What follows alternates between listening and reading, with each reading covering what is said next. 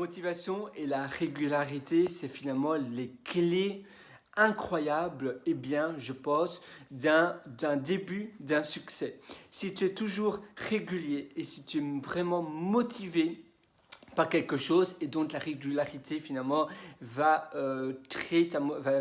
transformer ta motivation en routine et du coup même si les jours où tu n'es pas motivé parce que c'est normal, on ne sait pas être tout le temps motivé à 100% parce que finalement c'est une humeur, parfois on est triste, parfois on est heureux, parfois on est fatigué, parfois on est fatigué, c'est pas vraiment une humeur, mais parfois on est triste comme je viens de te dire, parfois on est ennuyé, parfois on est on est agacé, parfois on est fâché, parfois on est stressé, parfois on est super excité, etc.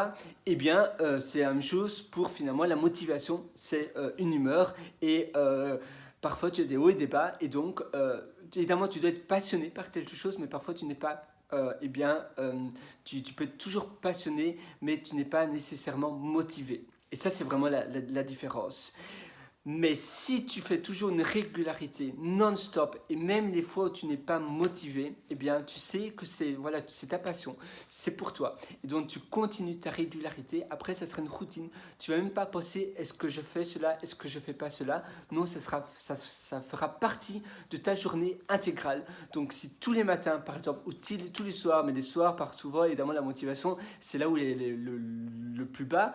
On vient de parler de motivation, c'est pas toujours, parfois on n'est pas très motivé, mais souvent le matin on est plus motivé que le soir, surtout quand on se lève tôt. Il y a vraiment énormément d'études qui ont prouvé qu'en se levant avant 7 ou 8 heures du matin, eh bien, tu es beaucoup plus dynamique et tu es beaucoup plus optimisé parce que tu sais que tu as encore toute la journée devant toi. Si tu te lèves à 11 heures, midi, 1 heure, 13 heures, 14 heures, etc., eh bien, tu seras beaucoup moins motivé, tu seras beaucoup moins enclin à faire de belles choses. Du coup, tu dois vraiment essayer de jouer avec cette motivation, de te lever le matin et de faire les choses que tu veux faire durant ta journée qui vraiment t'excite, qui vraiment, pour toi, c'est vraiment tout. Qui te donne vraiment les tripes pour le faire. Donc je ne sais pas si tu veux être freelancer, tous les matins tu dois essayer de trouver un projet pour un client, un projet qui te fait vraiment vibrer pour le faire. Si tu veux créer un logiciel, une application, un service SaaS, peu importe, eh bien tu peux consacrer 1 heure tous les matins, 2 heures tous les matins. Et aussi le mieux, c'est vraiment de jamais avoir d'interruption durant ta semaine. Et même durant tes vacances, même travailler peut-être une demi-heure, mais l'interruption c'est vraiment le pire parce qu'en fait, quand tu as une interruption, eh bien tu as plus de chances de ne pas le faire pendant un moment encore plus long. C'est dire, oh mais hier je ne l'ai pas fait, peut-être aujourd'hui je ne vais pas le faire non plus. Oh, avant-hier je ne l'ai pas fait, hier je ne l'ai pas fait non plus, peut-être aujourd'hui je ne vais pas le faire non plus. Etc, etc. Et puis l'interruption, après, c'est toujours plus dur de recommencer. C'est pour ça que le lundi, c'est toujours plus dur de recommencer la semaine que le mercredi ou que le jeudi, etc. Parce que la veille, tu travailles déjà. C'est pour ça que pour toi, eh bien, c'est bien de toujours, même un tout petit peu, mais de jamais avoir d'interruption dans tes journées. C'est-à-dire que même si durant ton week-end, tu travailles beaucoup moins, même si tu fais 10 minutes ou 20 minutes, durant tes vacances aussi, si tu fais 10 minutes, 20 minutes, mais tous les jours, eh bien, travailler sur le projet que tu as, le projet de long terme que tu as, c'est vraiment ultra important. 3 mois, ça va vraiment faire toute la différence.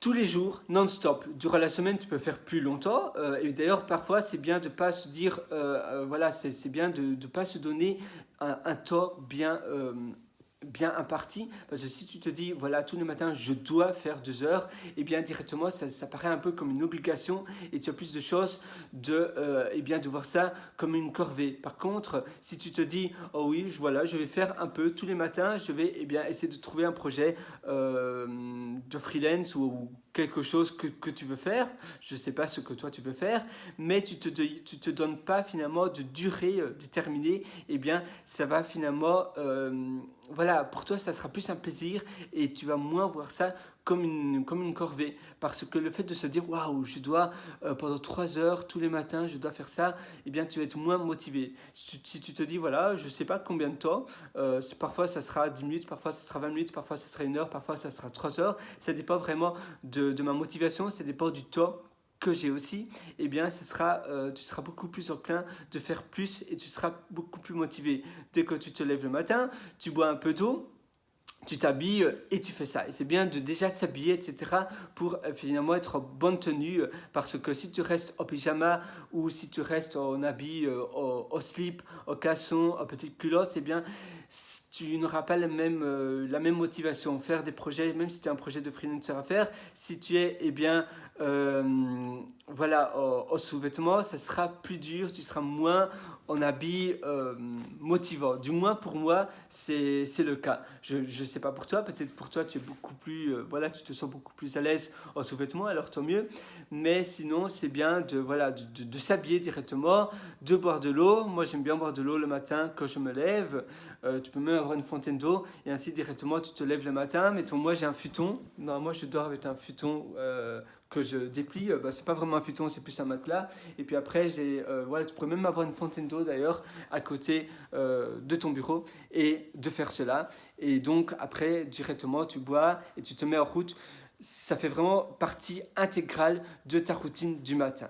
C'est tout, c'est vraiment, voilà, c'est ça, c'est ta routine du matin, tu fais cela, et puis après, tu commences ton projet, tu sais pas trop combien de temps ça a duré, peu importe, et puis après, voilà, si tu un travail de salarié, si tu as autre chose à faire, tu peux faire un jogging après ton 1 heure, 2 heures, une fois que tu te sens que voilà, maintenant tu as moins l'énergie pour continuer, eh bien, tu fais une petite pause, et puis après, tu continues ta journée, et finalement, ta journée, voilà, tu l'as fait d'une manière comme tu le sens. Parfois, tu peux faire des sprints, justement.